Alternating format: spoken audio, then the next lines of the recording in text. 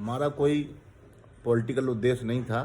हम केवल अपने कर्मचारी और शिक्षकों की जान की परवाह कर रहे हैं। इसलिए हमने जब चुनाव के प्रशिक्षण के दौरान भीड़ जुटी तो हमने देखा कि कर्मचारी और शिक्षकों के जीवन को खतरा हो सकता है। इसलिए हमने चुनाव को स्थगित करने के लिए, मतगणना को स्थगित करने के लिए राज्य निर्वाचन आयोग, उत्तर प्रदेश सरकार, माननीय सर्वोच्च न्यायालय तक गुहार लगाई, लेकिन हम उसमें कामयाब नहीं हुए।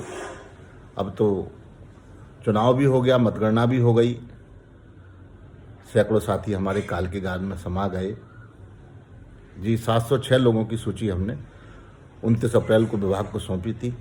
हमको इसलिए सौंपनी पड़ी क्योंकि जिले के जो बेसिक शिक्षा अधिकारी हैं, ये उनका दायित्व था कि वो सरकार को या विभाग के अध्यक्ष निदेशक हैं उनको इन्फॉर्म करें, लेकिन उन्होंने नहीं किया तो हमने सौंपी। अब वो उसका सत्यापन करा रहे हैं। नहीं, आज की डेट में तो स्थिति बहुत ख़राब है, क्योंकि दिन प्रतिदिन 10-12 शिक्षकों की मृत्यु की सूचना प्राप्त होती है। आज वो आंकड़ा 800 को पार कर चुका है। अब वो चुनाव भी हो गया, मतगणना हो गई, हमारे जो साथी चले गए वो तो वापस आ नहीं सकते हैं।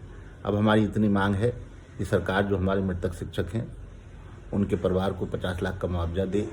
उनके ऐसे आश्रित जो बीएड, बीटीसी या डीएलएड हैं उनको शिक्षक पात्रता परीक्षा टीईटी से मुक्ति देकर के शिक्षक बनाए।